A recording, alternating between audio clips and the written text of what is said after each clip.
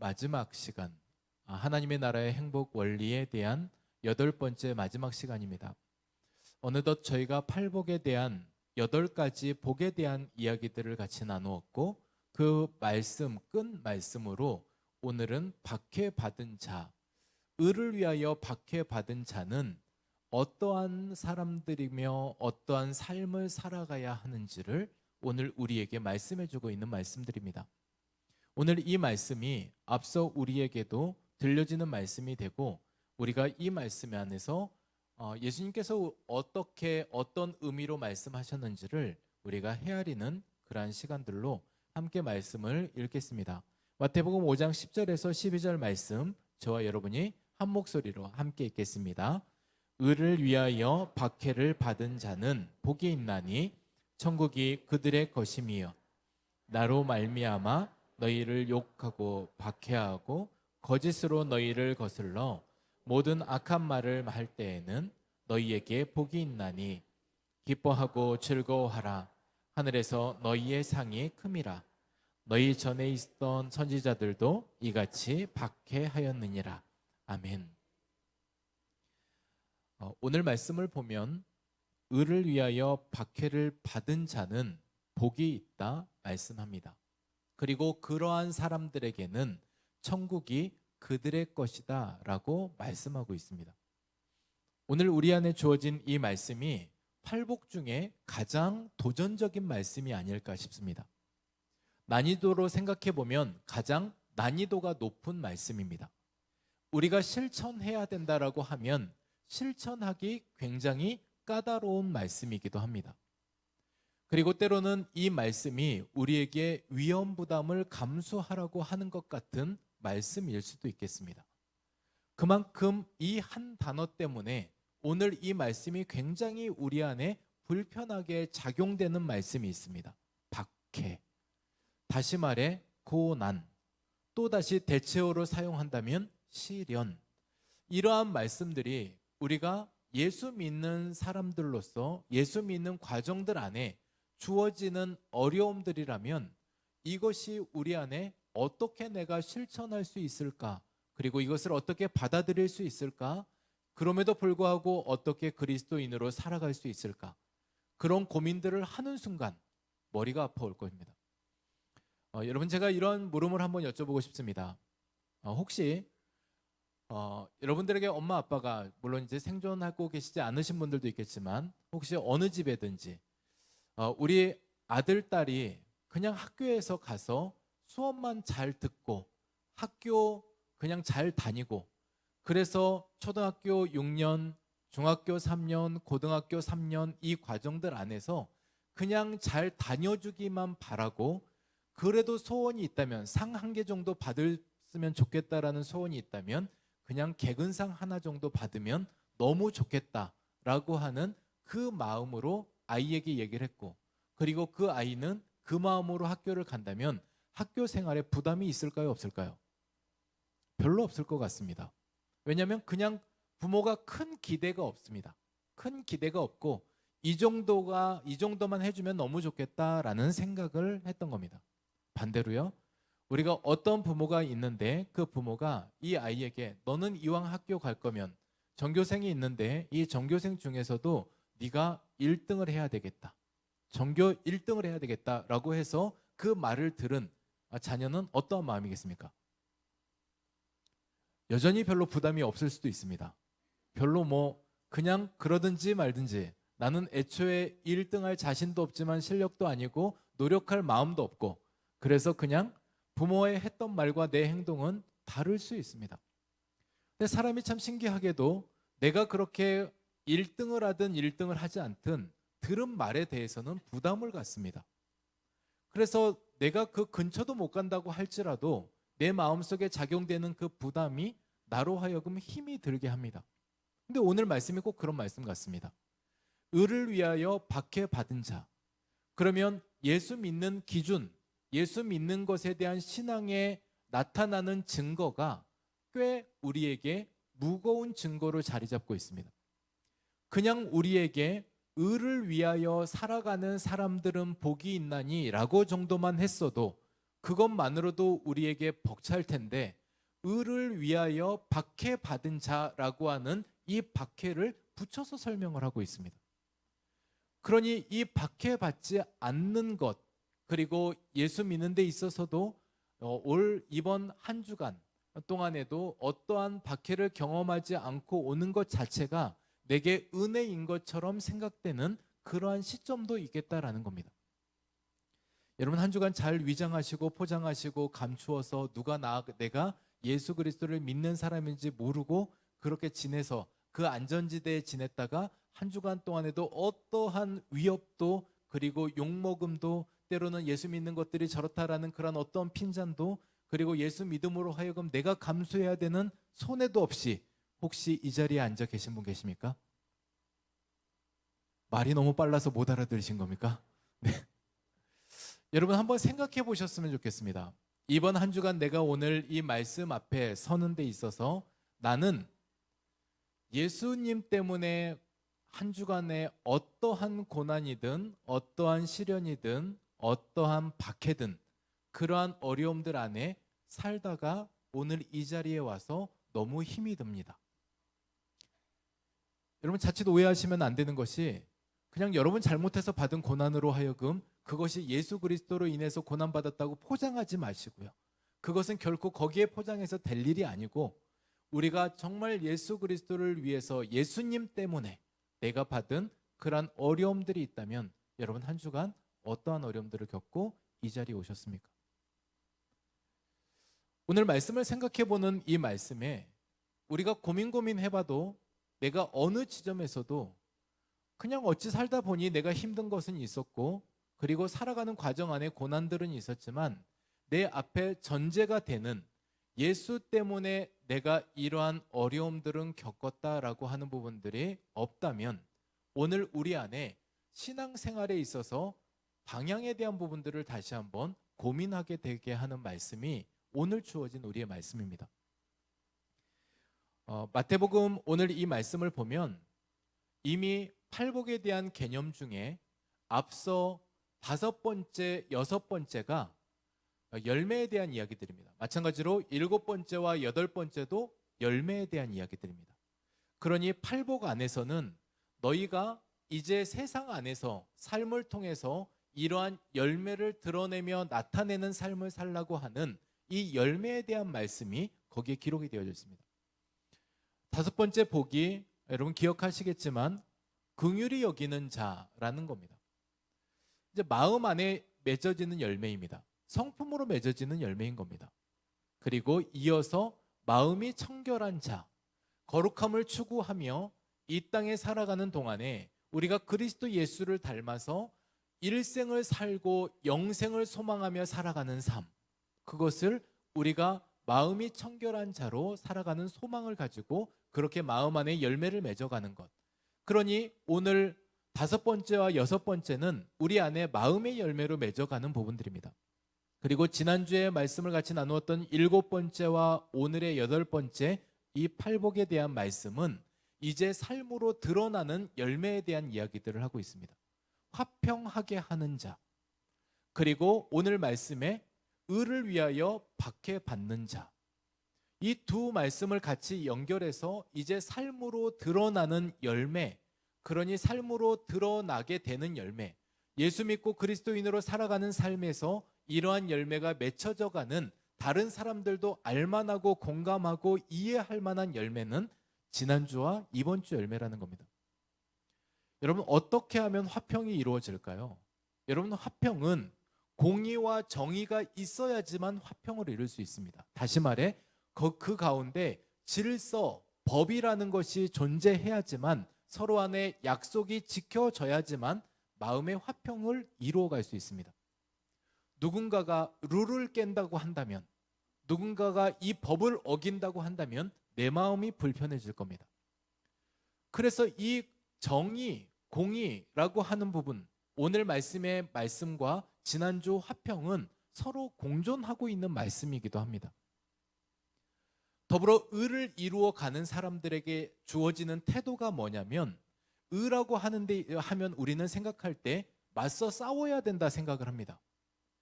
정말 피 흘리기까지 맞서 싸우고 정말 전투를 해서라도 지면 안 되고, 그래서 뭔가 투사의 느낌을 갖게 하는 것이 오늘 말씀 박해받는 자, 박해받은 자, 이러한 모습으로 우리가 생각을 할 수 있습니다. 그런데 이 의를 이루기 위해서는 화평하는 마음을 가지라는 겁니다. 이 의를 이루기 위해서는 내 안에서 선한 양심을 가지고 싸우고자 하는 그런 어떠한 싸움이, 이 태도가, 이 모양이 그렇게 우리 안에 화평을 이루고자 하는 그 태도를 가지고 이 의를 이루어 가라고 하는 서로 안에 연결된 말씀들이 있습니다. 오늘 마태가 기록한 마태복음 5장은 1세기를 이야기를 하고 있습니다. 1세기라고 하면 초대교회가 있는 그런 때이기도 하고, 예수 그리스도의 복음이 있는 그곳에 수많은 이단들이 속속들이 자리 잡게 되었습니다. 많은 이단들이 속출하게 되었습니다. 자신도 하나님이라고 말하고 자신도 예수 그리스도라고 이야기하는 그 모든 일들 앞에, 그래서 이것을 정리하기 위해서 기독론이라고 하는 그러한 교리를 만들게 되었고, 또한 이 모든 것 안에서 신론, 그리고 이 모든 것 안에서 그런 모든 과정 교회론, 이런 것들을 세워가게 되었던 겁니다. 그래서 예수 그리스도의 복음이 완전하게 세워지기 위해서 수많은 이단들의 도전 앞에서 이것을 지켜내기 위해서 끊임없이 몸부림쳐 왔던 마태가 오늘 말씀을 기록할 때, 오늘 예수 그리스도의 이름으로 하여금 너희가 박해받는 현장에 놓여 있더라도 이것을 결코 포기하지 말고 지켜내라는 말씀이 오늘 주어진 이 말씀입니다. 여러분, 우리 안에서도 마찬가지 말씀입니다. 오늘 제가 계속 말씀드리는 말씀 안에 이 의라고 하는 게 무엇인지 여러분 이제 이해하셨을 겁니다. 뭐냐면 오늘 말씀에 나타난 의를 위하여 박해받은 자, 그럼 이 의가 뭔가? 도대체 이 의가 뭐길래 이 의를 위하여 박해를 받은 자는 복이 있다고 말하는가? 의는 오늘 바로 다음 11절에 설명을 하고 있습니다. 나로 말미암아. 그래서 여기에서 의와 나로 말미암아는 같은 분을 지칭합니다. 그러면 이 같은 분이 누구냐면 예수 그리스도입니다. 예수로 인해서, 예수를 위해서 박해받은 자는 복이 있나니 천국이 그들의 것임이라. 마찬가지로 예수로 말미암아 너희를 욕하고 박해하고 거짓으로 너희를 거슬러 모든 악한 말을 할 때에는 너희에게 복이 있다. 오늘 그렇게 의라고 하는 이 말은 예수를 의미하고 있습니다. 예수 그리스도, 예수님에 대한 말씀들인데, 앞서 말씀드린 바대로 의라고 하는 부분들은 두 가지 차원이 있습니다. 세상의 의, 세상 정의를 이야기하기도 하고, 성경에서는 곳곳에 의라고 하는 말을 쓰면서 믿음의 의를 이야기를 합니다. 믿음의 의, 다시 말해서 예수 그리스도입니다. 세상과 예수 그리스도 안에서 충돌하는 부분들이 있습니다. 이 충돌하는 부분들이 뭐냐면 세상은 힘의 논리로 계속해서 이 모든 일들을 설명해냅니다. 그러나 예수 그리스도는, 그러한 예수님은 낮은 데 임하라고, 힘을 빼라고 얘기를 합니다. 그러면 우리는 이 둘 사이에서 고민하게 됩니다. 현실은 힘이 있어야 존재하게 되는 땅이고, 교회에서는, 목사는 끊임없이 힘 빼라고, 낮은 곳에서 섬겨야 된다고, 그래서 그렇게 섬기다 보니 정말 호의를 베풀었더니 혹으로 앓는 이 세상 안에서 내가 계속해서 그렇게 살아야 되는가? 그 고민이 우리에게 남는 고민이 아닌가 싶습니다. 세상은 자기를 지키라고 이야기를 합니다. 그런데 예수님은 자기를 버리라고 이야기를 합니다. 자기 십자가를 지고 나를 따르라고 이야기를 하는 이 대목 앞에서 또 우리의 논리는 분산되고 우리의 생각은 나누어지고 그 안에서 고민하게 되는 시점들이 생깁니다. 그러니 우리가 우리 안에 고민은 둘째치고라도 세상에 가르치는 논리와 교회 안에서 주장하는 논리가 서로 다르다 보니 그 안에는 분명히 충돌 지점이 생긴다라는 겁니다. 충돌하게 되어 있습니다. 그렇기 때문에 우리가 예수 그리스도를 복음으로 알고 지켜내고자 하면 그것을 무너뜨리기 원하는, 무너뜨리기 위해서 거기에 도전하는 수많은 요소들이 그 안에서 박해라는 이유로 우리에게 도전해 올 수 있다는 겁니다. 여러분, 복은 고난이 없는 삶이 아니라 예수와 함께하는 삶이 우리 안에 복이라는 말씀을 계속 드렸습니다. 여러분, 우리 안에서 이러한 말씀들을 가지고 그러면 지금 우리가 살고 있는 이 현실 안에서 우리가 받고 있는 박해는 뭐가 있을까? 앞서 이야기하고 말씀을 드렸지만 히브리서 11장 말씀에 보면 16명의 실명이 기록된 믿음의 사람들이 있습니다. 믿음으로라고 고백하면서 이렇게 믿음으로 아벨은 이라고 하는 그런 말씀으로 시작으로 끊임없이 믿음으로 이 사람들은 신앙을 살아갔습니다. 물론 믿음으로 살지만 고난이 없었던 건 아닙니다. 그러나 이 16명의 실명으로 기록된 사람을 빼고도 성경 안에서 무명으로 기록된 히브리서 11장의 사람들이 있습니다. 오죽했으면 그 사람들을 다 쓸 수가 없다, 시간이 부족하다 라고 할 정도로 믿음으로 살았던 사람들의 역사를 계속해서 기록하고 있습니다. 이 사람들의 면면을 보면 다 이 사람들에 대해서 이루 실명을 기록할 수 없지만 이러한 어려움과 고통을 당했다라고 하며 히브리서 11장 37절은 이렇게 얘기를 합니다. 어떤 사람은 조롱을 당했고 채찍질을 당했고 결박당했고 감옥에 갇힌 사람이 있었으며 그들은 돌로 침을 당했고 그리고 톱으로 켜짐을 겪었고 시험과 칼로 죽임을 당했고 양과 염소의 털을 입고 사막 광야 한가운데서 누구도 알아주지 않는 그곳에 숨어 지냈어야 했으며 그러한 사람들이 학대받고 시험을 겪었다라고 성경은 말하고 있습니다. 그런데 이 성경에서 이러한 사람들을 지칭하는 그러한 수식어가 있습니다. 이런 사람은 세상이 감당할 수 없는 사람이다. 이런 사람은 세상이 감당하지 못한 사람이었다라는 말을 하고 있습니다. 그러니 이러한 고통과 고난 안에 현실을 살아왔던 사람들, 성경 안에서도 사도 바울이 그와 유사한 삶들을 살았다면 스데반이 돌에 맞아 죽으면서까지 하늘을 향하여 하나님을 볼 수 있는 눈을 열어갔다면, 그래서 그렇게 죽음으로 박해를 받았다면 오늘 현실을 사는 우리는 그리하지 않는다는 거죠.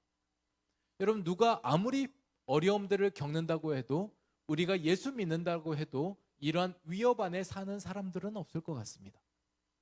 때로는 우리가 주일날 교회를 오는 데 있어서 못 가게 말리는 우리 가족의 일원이 있을 수는 있지만 우리가 내 생명 걸고 예수 믿는다라고 말하기는 쉽지 않은 현실의 상황입니다. 그러면 우리가 이런 현실의 상황을 살고 있는데 우리는 박해를 안 받는 거냐? 저는 오히려 더 어려운 박해를 받고 있을 듯 싶습니다. 어떤 박해냐면, 여러분, 하나님이 만든 이 세상을 무너뜨리고 또 더럽히고 그리고 추악하게 만드는 악의 세력들이 있습니다. 어떤 식으로든 하나님의 자녀들을 공략하려고 하는 그러한 유혹의 손길들입니다. 그러면 어떤 것을 도구로 유혹할까? 어떤 것일 것 같습니까? 다름 아니라 사랑입니다. 여러분, 사랑하게 만들어 버리는 겁니다. 자기를 사랑하게 만들어 버립니다. 그리고 세상을 사랑하게 합니다. 너무 아이러니한 것은 하나님은 사랑이시라라고 해서 우리는 사랑을 긍정적인 부분들만 생각해 왔습니다. 사랑은 다 좋은 거지. 그래서 이 사랑을 추구하려고 끊임없이 노력해 왔고 이웃 사랑하자고 우리가 주장해 왔습니다. 그런데 사단의 교묘함은 여기에 있습니다. 방향만 살짝 바꿔버리는 겁니다. 사랑 너무나 좋은 거야. 여러분, 사랑이 우리가 어렵게 생각하니까 어렵지만 사랑은 마음을 빼앗기는 게 사랑이 아닐까요? 마음을 빼앗기는 게 사랑입니다. 내가 좋아하는 그 사람에게 내 마음을 주었어, 내 마음을 빼앗겼어 라고 하는 그 대목에서 우리는 결혼을 합니다. 그리고 또한 우리가 마음을 빼앗겼다, 마음을 주었다, 더 좋은 것을 그 사람에게 주고 싶다라고 하는 그 차원도 어찌 보면 우리가 마음 안에서 우러나는 감정이 될 겁니다. 세상도 마찬가지로 우리의 마음을 빼앗으려 합니다.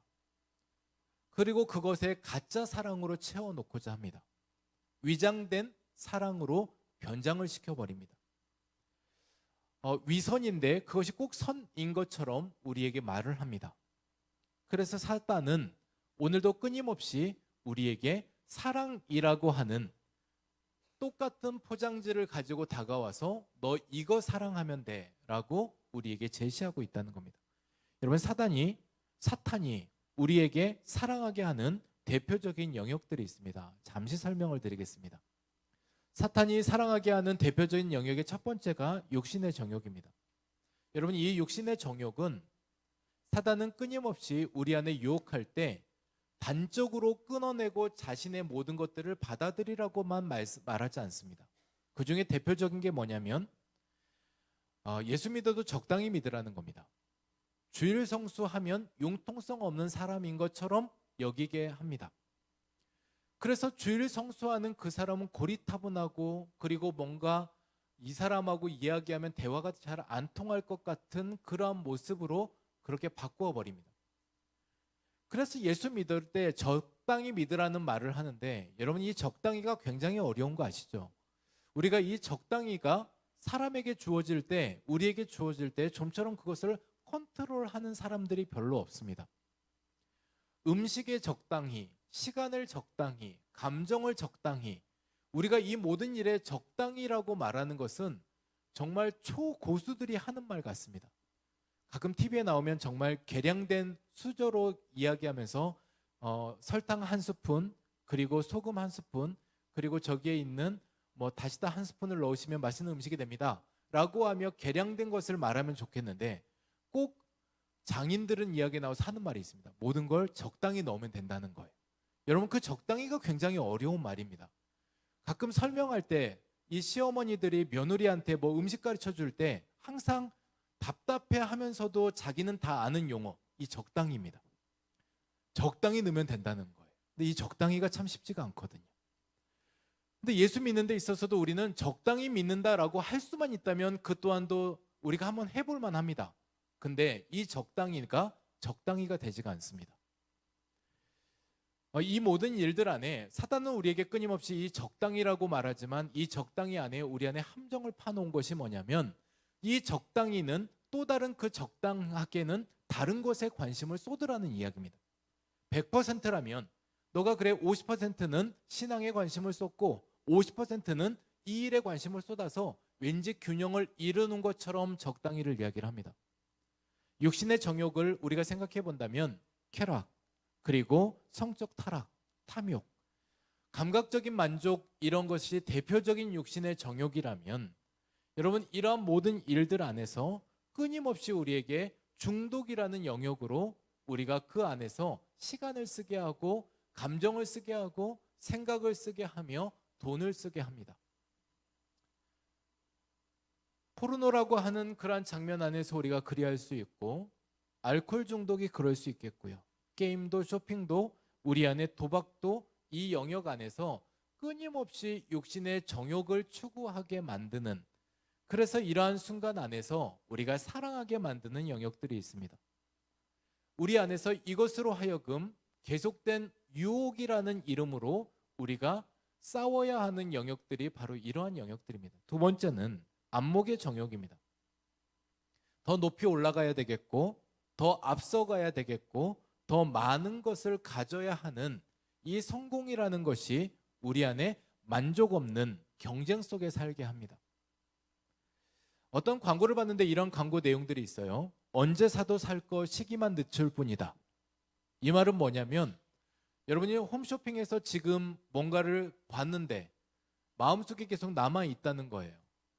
우리 집 경제 사정도 그렇고 쓸모 없을 것 같고 안 사기는 했지만 영원히 안 살 것이냐? 그게 아니고 일정 시간이 지나면 스물스물 다시 감정이 올라오는, 그때 내가 못 산 거, 그 생각으로 결국은 산다는 겁니다. 그것을 광고주가 알고 있었던 거예요. 그래서 말을 하는 게 뭐냐면, 어차피 살 거 지금 사라, 이 말이 바로 이 말인 겁니다. 우리 안에서 이런 절제가 사라지면 그 안에는 과도함만 남게 됩니다. 과도함, 말 그대로 그 과도함이 우리 안에 남게 되는 그것이 우리로 하여금 싸움을 일으켜냅니다. 마음의 감정적인 싸움을 합니다. 어떤 성도님이 이러한 이야기를 하셨습니다. 아파트 25평에 당첨이 되셨어요. 이분이 너무 기뻤습니다. 평생 집 없는 서름에 살다가 아파트 25평에 당첨이 되니까 너무 기뻐가지고 잠이 안 오더랍니다. 이게 현실일까? 이게 내 집이 맞을까? 창틀을 만져보고 중문을 만져보고 그리고 방마다 드릴 거 봐도 이게 정말 꿈만 같아서 밥을 안 먹어도 배가 안 고플 정도로 너무나 감사했다는 거예요. 신발을 신고 집 앞에 현관을 들어가는데 여기를 신발을 벗고 들어갈 거야 될 것 같은 그런 벅찬 마음으로 살았다는 겁니다. 그 감정이 딱 일주일 가는 어느 시점에 친구한테 전화가 왔대요. 내가 이사 갔는데 집들이 할 건데 우리 집에 와라. 그래서 휴지 하나 사들고 그 집을 갔는데 친구가 말하더랍니다. 야, 나 52평으로 이사 왔다. 그래서 그 집 딱 들어가는 순간에 52평 들어가서 그제 집 구경한다고 안방 문을 딱 여는데 그 안방에 들어갔던 그 안방 크기가 우리 집 크기라는 거예요. 내 집 크기의 딱 크기를 보고 났더니 갑자기 지금까지 감사했던 감사가 하나도 생각이 안 나고 모든 게 불만. 야, 이 집에 우리 집 안방이 이 집 화장실보다도 작네? 라는 생각이 드는 그 순간에 모든 게 불평이 되어 버렸습니다. 감사는 어디서도 찾아볼 수 없었고 그래서 이 친구한테 물어봤어요. 야, 너 참 좋겠다. 너 참 감사하겠다. 너 행복하겠다. 물어봤더니 이 친구도 감사하지 않고 있더랍니다. 너무 신기했다는 거예요. 나는 네 같으면 하늘을 날겠다. 이 마음인데 이 친구의 말을 들어본 것이 이런 마음입니다. 야, 내가 작은 집에 살다가 지금 52평 집에 오니까 내가 전에 집 앞에 붙여놨던 이 TV가 컴퓨터 모니터만 하더라. 조금 해가지고 잘 보이지가 않더라. 내가 40인치 갈아놓고 붙여놓고 썼던 거기에 지금 우리 거실에 TV를 보니까 정말 우리 집에는 65인치는 75인치는 돼야 될 것 같은데 내가 진짜 이 TV를 보는 게 너무 마음이 속상하다는 거예요. 그래서 그 친구가 그 25평 사는 그분이 와서 하는 말이 그겁니다. 목사님, 만족은 끝이 없는 것 같아요. 목사님, 저는요 52평이 부러웠는데 52평 그 친구는 집안에 있는 다른 것 바꾸는 것에 대한 또 불평을 갖고 있더라고요. 만족은 끝이 없는 것 같아요. 저는 그 말이 진리인 것 같습니다. 여러분, 안목의 정욕이 꼭 그렇게 우리에게 그러한 마음들을 갖게 하는 것 같습니다. 이생의 자랑은 대표적으로 권력욕, 명예욕을 의미하기도 합니다. 물론 저도 그 안에서 자유로울 수 없는 사람이지만 오늘 그러한 모든 일들 안에서 끊임없이 그것을 추구하게 가도록 그래서 사람들에 대한 사랑도 놓치게 하고 그리고 가족도 놓치게 하고 이 자랑을 자랑되게 하기 위해서 끊임없이 내가 추구하는 그것을 사랑하게 되어서 그 안에서 정말 마땅히 하나님 앞에 가야 하는 발걸음을 멈춰 세워버리고 심지어 그 이 모든 것 안에서 살아가는 만족 안에 살게 하는 그러한 영역들이 생기게 되더라입니다. 여러분, 오늘 이러한 신앙 안에서 이 시대의 박해를 이렇게 이야기를 하고 있습니다. 무신앙으로 이끄는 조용한 유혹. 그러니 피를 흘리고 칼이 내 앞에 왔다 갔다 하고 그리고 정말 톱으로 협박하고 위협하는 그러한 시대가 아니고 무신앙으로 점점 우리의 신앙을 균열을 생기게 하고 무너지게 하고 구멍을 내어서 그 가운데 쥐구멍처럼 아니 성경 안에서는 작은 여우가 들락거리는 그래서 내 신앙을 허물어버리는 그러한 모습으로 자리 잡게 하는 그러한 현상 그것이 오늘 무신앙으로 이끌어가는 그러한 조용한 유혹이라는 겁니다. 저는 예수 믿고 참 어려운 순간들이 많았습니다. 저희 집 안에는 저희 어머니가 신앙으로 처음 신앙생활을 하셨을 때 저도 그때 신앙생활을 같이 했으니까 이렇게 명절 때 식구들을 가면 어느 식구도 예수 믿는 사람이 없습니다. 제사를 지내는 일입니다. 저에게는 예수 믿는 삶의 흔적, 고백은 1차적으로 제사 안 드리겠다입니다. 근데 제사 안 드린다고 제가 얘기하면 그래 너는 빼줄게 라고 하는 그런 분위기가 아니었습니다. 치열하게 싸웠어야만 했습니다. 제가 주일날 교회에 나오고 예배 드리는 일에 있어서 일주일 6일의 치열한 싸움이 있어야지만 간신히 주일날 교회를 갈 수 있는 그런 시간들이 주어지고 있었습니다. 이 자리에도 삶에서 그런 일들을 겪고 있는 분들이 계시는 줄 압니다. 주일날 내가 교회를 와야 되기 때문에 주일을 쉴 수 없는 상황들 안에서 주중에 그 일들을 다른 사람들의 일들마저도 감당하면서 수고를 감당하는 사람들이 있습니다. 그것이 우리 안에 성도님들의 모습이고, 그리고 주일 이 시간을 지켜내기 위해서 정말 사수하기 위해서 싸워내는 그런 수많은 보이지 않는 싸움들을 가지고 오늘 이 자리에 오셨을 겁니다. 오늘 그러한 마음들로 이 자리에 오셨는데, 또 다른 한 가지의 이러한 마음들 안에서 이제 우리는 다시 한번 생각해 볼 때, 나는 그러면 예수 그리스도를 따르고 있는가? 나는 예수님을 위하여 기꺼이 이러한 박해를 감수하면서도 지금 나의 신앙의 걸음을 걸어가고 있는가? 여러분, 이 고민을 해본다면 오늘 우리 안에서 참 많은 고민이 될 것입니다.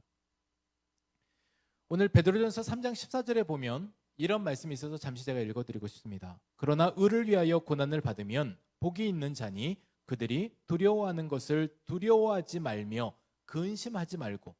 이어 하는 말씀은 예수 그리스도를 주로 삼고 고백하며 소망에 관해서 묻는 자들에게 마땅히 대답할 것을 대답하고 선한 양심을 가지고 선을 행하되 고난을 받는 것이 하나님의 뜻인데, 악을 행하면서 고난을 받는 것보다 나으니까 너희가 그렇게 지금 그리스도를 위하여, 의를 위하여 고난을 받는 삶을 선택하라고 이야기를 합니다.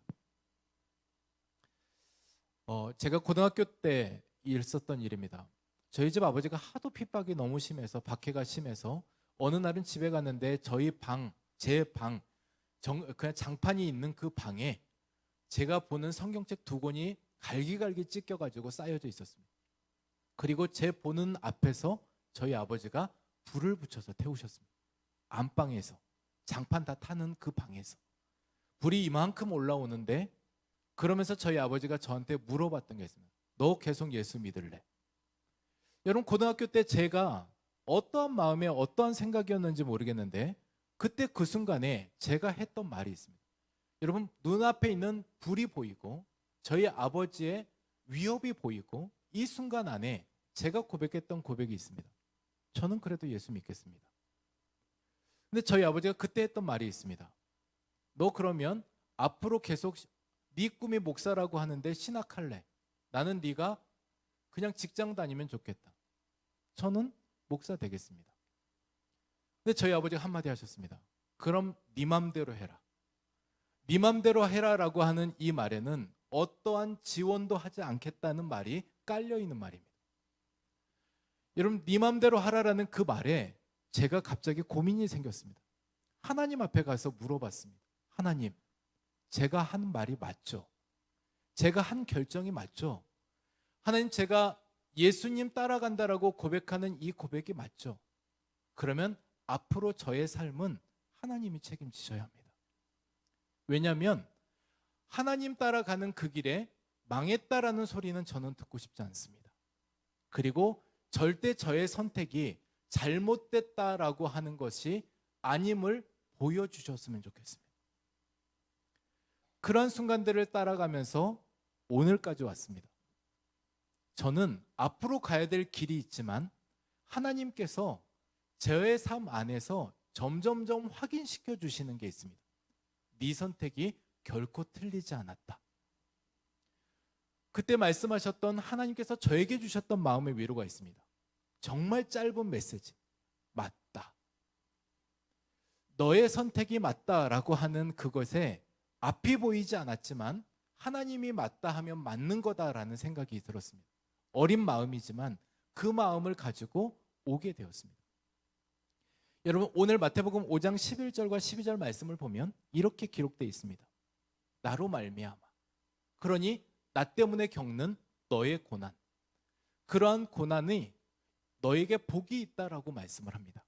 그리고 이어 하시는 말씀이 기뻐하고 즐거워해라. 왜냐하면 하늘에서 너희의 상이 크다. 여러분, 여기서 우리는 한 가지 고민을 하게 될 겁니다. 한 가지 고민이 뭐냐면, 이러한 고난을 받는 데 있어서 상급이 있구나.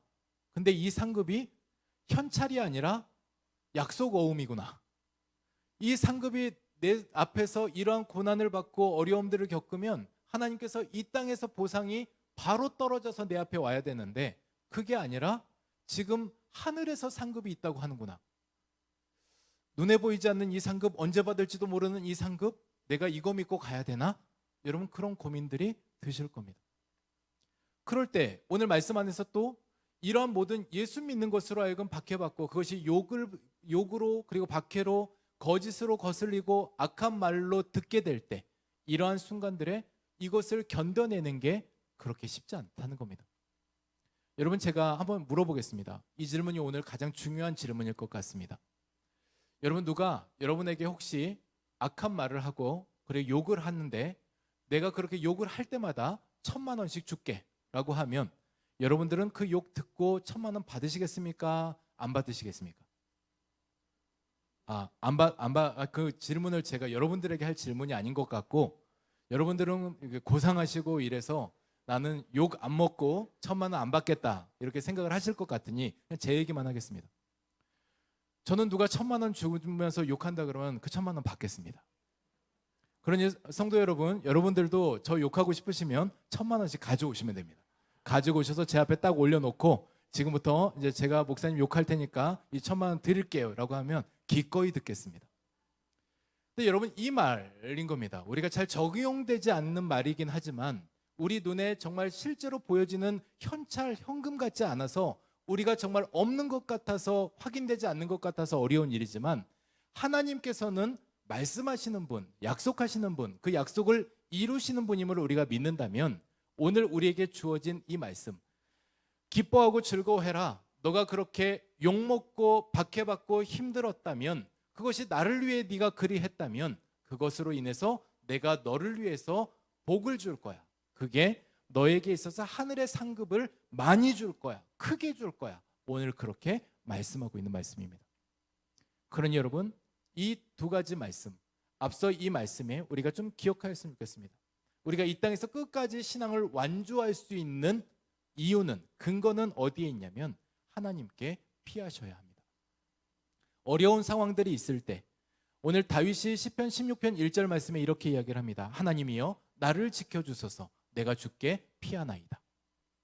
하나님께서 나를 지켜달라고 고백을 하고 주께 피하겠다라고 하는 그 순간에 평생에 또 완주할 수 있는 은혜가 있게 됩니다. 두 번째로는 하나님께 받을 상을 기대하는 것. 아까 말씀드렸던 말씀입니다. 여러분, 지혜 있는 사람이 어떤 사람입니까? 끝까지 가서 그거 확인하는 사람이 지혜 있는 사람입니다. 성경에서의 지혜는 다름 아니라, 지금 내가 어떠한 믿음의 사람이라도, 믿음을 가지는 사람이라도 우리가 이 시련 앞에서 자유로울 수가 없습니다. 하나님께서 믿음 생활 열심히 하는 사람에게 시련을 빼주시지 않으셨습니다. 재해 주시지 않으셨고, 그리고 사해 주시지 않으셨습니다. 그러면 우리가 사는 삶에 있어서 이 시련 끝에 하나님께서 내게 주실 상급을 보며 가는 것, 보는 것, 그것이 지혜이고 믿음이라는 겁니다.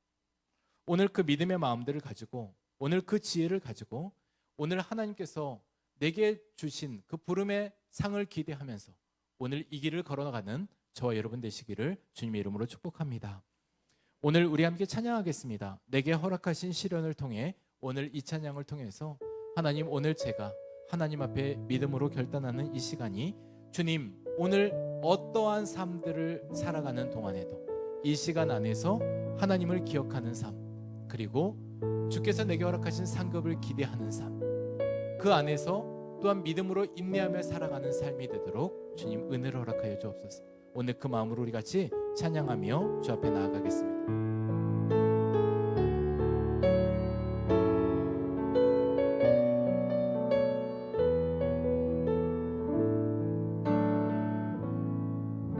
내게 허락하신 시련을 통해 나의 믿음 더욱 강하게 자라나고,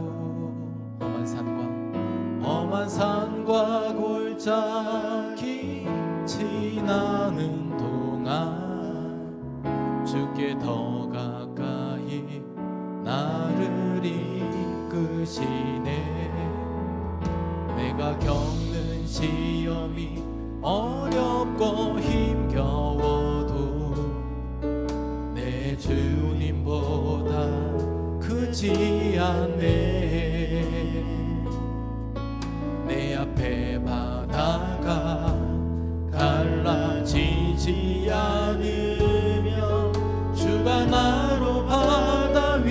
벗게 하리. 나는 믿네. 주의 능력으로 내 삶 새롭게 되리. 나는 믿네. 주의 능력으로 담대히 나가리라. 주와 함께 싸워 승리하리라. 날마다 믿음으로 나 살아가리. 우리 다시 한번 찬양하겠습니다. 내게 허락하신 시련을 통해 나의 믿음 더욱 강하게 자라나고 험한 산과 골짜기 지나는 동안 주께 더 가까이 나를 이끄시네. 내가 겪는 시험이 어렵고 힘겨워도 내 주님보다 크지 않네. 내 앞에 바다가 갈라지지 않으면 주가 나로 바다 위 걷게 하리. 나는 믿네. 주의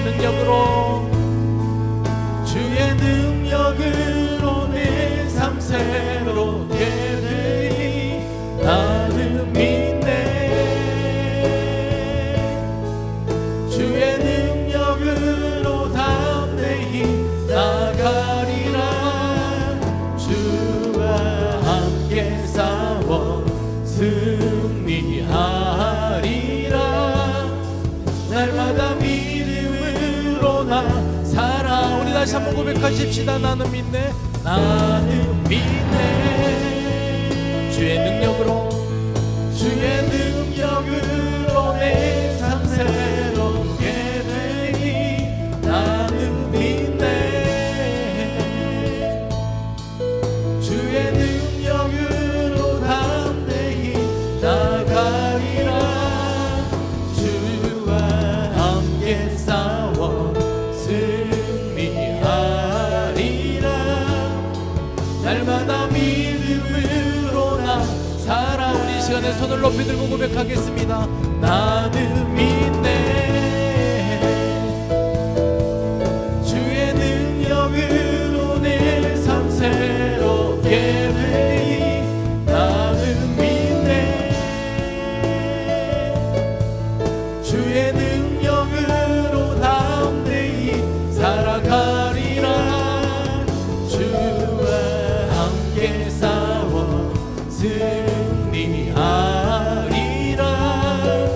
날마다 믿음으로 나 살아가리. 여러분, 이 시간 우리 같이 기도하겠습니다. 하나님, 제게 허락하신 이 삶과 그리고 이 시련을 통해서 하나님, 우리가 하나님이 기대하시는 믿음의 사람으로 계속해서 서가고 싶습니다. 하나님, 내게 다가오는 이 고난과 그리고 박해와 하나님 이 시련 앞에서 이것이 내게 험한 산과 같고 골짜기와 같을지라도 하나님, 이 모든 과정이 거듭해질 때마다 우리가 주께로 더 가까이 나아가게 하여 주옵소서. 하나님, 우리가 기대하는 바가 있습니다. 하나님, 주님을 위해서 예수 그리스도를 인해서 이러한 박해를 받을 때 하나님, 우리의 마음 안에 그 증거를 보여주옵소서. 이 땅에서 사는 동안에 하나님께서 나와 함께 하심을 주님 많이 더 보여주셔서 하나님, 우리가 이러한 모든 시련 앞에서도 현실의 삶에서도 잘 완주해 가서 우리 일생을 살아가는 동안에 그리고 영생을 소망하며 살아가는 우리의 마음이 되게 하여 주옵소서. 하나님, 그래서 우리가 그 하나님을 보고 이 현실을 살아가면서 내게 주실 상급이 큼을 기대하면서 오늘을 살 수 있게 주님, 이러한 박해보다 더 크신 주님을 우리가 기대하며 살아가게 하여 주옵소서. 고난보다도 더 크신 우리 주님을 주님 우리가 보면서 걸어가게 하여 주옵소서. 하나님 그 주님이 우리 안에 계심을 믿고 아버지 하나님 앞에 우리가 이 시간에 하나님 앞에 고백하면서 주님 이 시간들이 내게 하나님 앞에 가까이 하는 복임을 기억하며 주님 계속해서 날마다 믿음으로 걸어가며 살아가게 하여 주옵소서. 우리 이러한 결단을 우리가 고백하면서 하나님 앞에 기도하겠습니다. 우리 주여 한번 부르시고 함께 기도하겠습니다. 주여. 하나님 우리 안에 하나님 화평으로 싸워가는 시간이 되게 하여 주옵소서.